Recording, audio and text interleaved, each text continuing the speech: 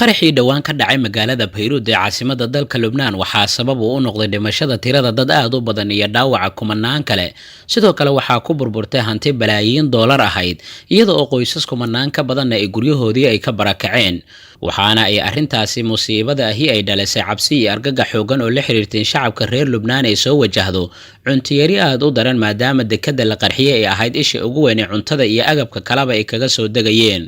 qaraxii ka dhacay magaalada Beirut ee dalkaasi Lubnaan waxaa kale oo ku soo aaday iyadoo Lubnaan ay ku jirtay xaaladii ugu xumeyd ee dhaqaale xumo ahaan xilli COVID-19 oo dhaqaalaha dalkaasi uu dhulka la galay, iyadoo arrintaasina qoys laga joogay. Waxa uu sii darsoontay qaraxii xooganaa ee Talaadadii ka dhacay Beirut, kaas oo wax walba aafiyay, waxaana dadka deegaanka haatan cabsi ay ka qabaan mustaqbalkooda nololeed. mowduuceena maanta waxaan kaga hadli doonaa halka ay isaga eg yihiin qaraxii Lubnaan ka dhacay Talaadadii la soo dhaafay iyo filimkii ciyaarta sirdoonka Spy Game kaasi oo la jiray 2001. waxaadna ka daawanaysaan Maracadda TV.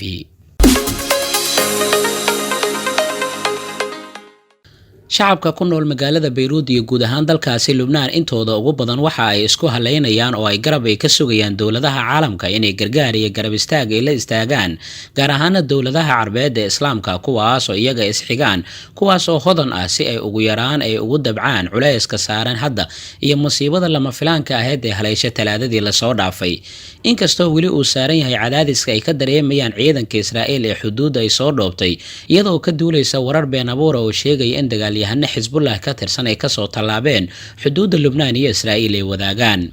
xaqiiqda jirta ayaa waxay tahay in ka hor qaraxii Lubnaan in qaar ka mid ah saraakiisha ciidan ee sirdoonka Israa'iil ay ku hanjabeen inay burburin ay doonaan Lubnaan haddii Xisbullah ay wax dhibaato ay soo gaarsiisa askartooda. sidoo kale waxa ay ku faaneen inay ku guuleysteen inay gantaal ay ka soo ridaan Xisbullah, balse Israa'iil waxay ogtahay in ururka Xisbullah qatar weyn uu ku yahay amnigooda, iyaga oona u arka wax aan la aqbali kareynin, gaar ahaan in sahyuuniyadda ay doonayso sidoo kalena ay aad u danaynayso in markasta ay dariskeeda xakamaysa kana gacan sareyso. waxaana arrintaani fasiraad ay ka bixinaysaa isku dayga joogtada ee Mareykanka iyo Israa'iil ay garab ay kaga helayaan dawladaha Carbeed kuwaas oo u janjeera nidaamka dimuqraadiga ah.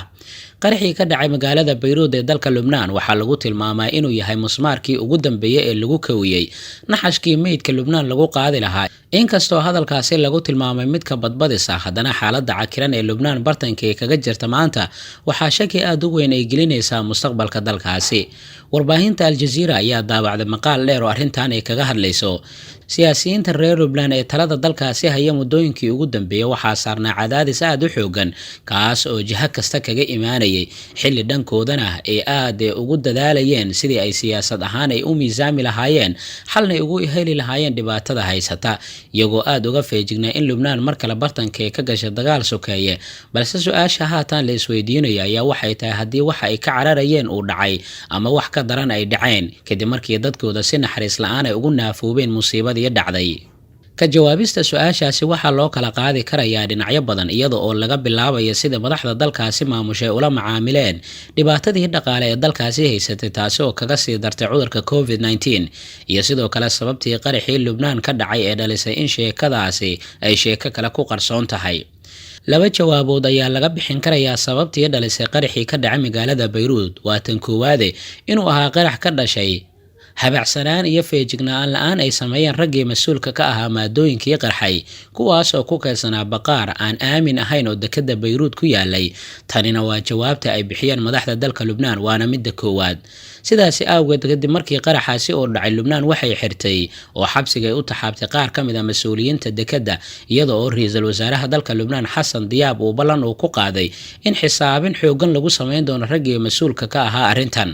hase yeeshee Xasan Diyaab iyo mas-uuliyiinta dalkaasi Lubnaan waxa waajib ku ah in ay mas'aladani ay dhanka kale ay ka fiiriyaan oo aysan hal dhinac oo kaliya ka fiirin, taas oo ah in loo wicin karaya dhanka jawaabta labaad ee sababta qaraxa. waxaana ay tahay suurtagalnimada in weerarkaani ay ku fulisay Israa'iil iyaga oo adeegsanaya bambaanooyinka suurtagelin karaya in ay qarxaan maadooyinka nitrate ammoniumta ee baqaarka ku kaysanaa, kuwaas oo culeyskoodu uu dhammaa 2750 tan.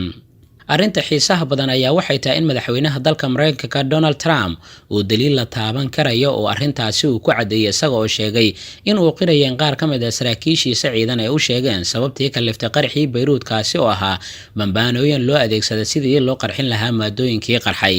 sida ay warbaahinta qaar ay warbixinadooda ay ku sheegayaan qarxii ka dhacay magaalada Beirut ayaa waxaa lagu waramayaa in qaar ka mid ah diyaaradaha howlgallada Mareykanka ay howlgallo baaritaano ay ku sameeyeen goobtii qaraxa uu ka dhacay taasoo sidoo kalena sii xoojinaysa aragtida qubarada ah ee sirdoonka Mareykanka ay hayaan cadeymo muujinaya ku lug lahaanshiyaha qaraxyadii ka dhacay halkaasi ay ku lug leeyahay maamulka Israa'iil ee deriska la Lubnaan. marka dabcan eedeysanaha koowaad ee qaraxaasi lagu eedeyn karo waa Israa'iil iyada oo la adeegsanaya taariikhda ay caanka ay ku yihiin uguna horeyso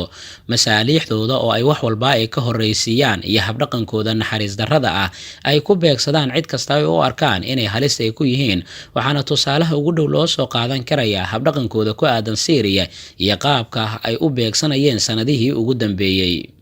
sidaasi awgeed sida ay daabacday warbixinta Al Jazeera waxaa wax la suuraysan kara ah ku lug lahaanshiyaha arrintan ee Israa'iil si la mid ah siday ugu lug leedahay musiibooyinkii Dimashq ka dhacay halkaas oo ay ka geysteen dhibaatooyin aan la safeyn kareynin oo bini'aadanimada ka baxsan sida lagu sheegay warbixinta Al Jazeera. haddaba haatan kadib waa in dowladaha caalamka iyo qaramada midoobay ay dejiyaan qorshe si dhab ah loogu baarayo wixii ka dhacay Lubnaan haddii caddaatana in Israa'iil ay ku lug leedahay isla markaana la ogaado musiibadan inay saameyn ku leedahay in si toos kiiskeeda loo geeyo maxkamadda dambiyada caalamiga ah sidoo kalena lagu soo rogo cunaqabateyn nooc kasta ah oo aad u adag balse taasi waa riyo ay carabta ku riyoonayaan oo aan suurtagelaynin sida lagu sheegay warbixinta Al Jazeera.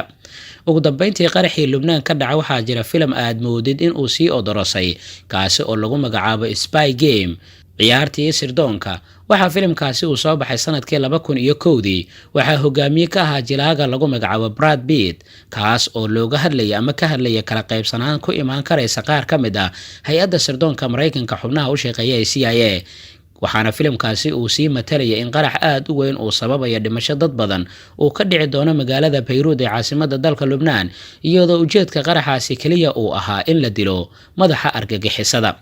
tiina hadda waxay u muuqataa in ay soo ifbaxday maadaama madaxweyne Trump uu arrintaasi uu ka hadlay halka hay'adaha sirdoonka iyo kuwa kalena ay si kala kaga hadleen. haatan waxaa jirta suurtagalnimada ku lug lahaanshiyaha qaraxaasi inay ka dambeeyeen wadamo reer galbeed ah qaraxii Lubnaan ka dhacay iyada oo loo badinayo inay sabab u ahaayeen qaraxyadii koowaad ee sababay qaraxii weynaa ee lagu qarxiyay maadooyinka nitrate ammoniumka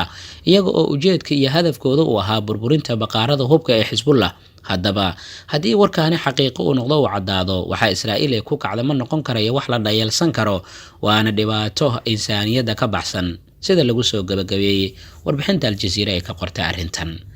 waxaan filayaa inaad macluumaadyo badan aad ogaateen macluumaadka mid lamid intaan ku kulmi doono waxaan kaga tagayaa anigoo maracada ah nabadgelyo.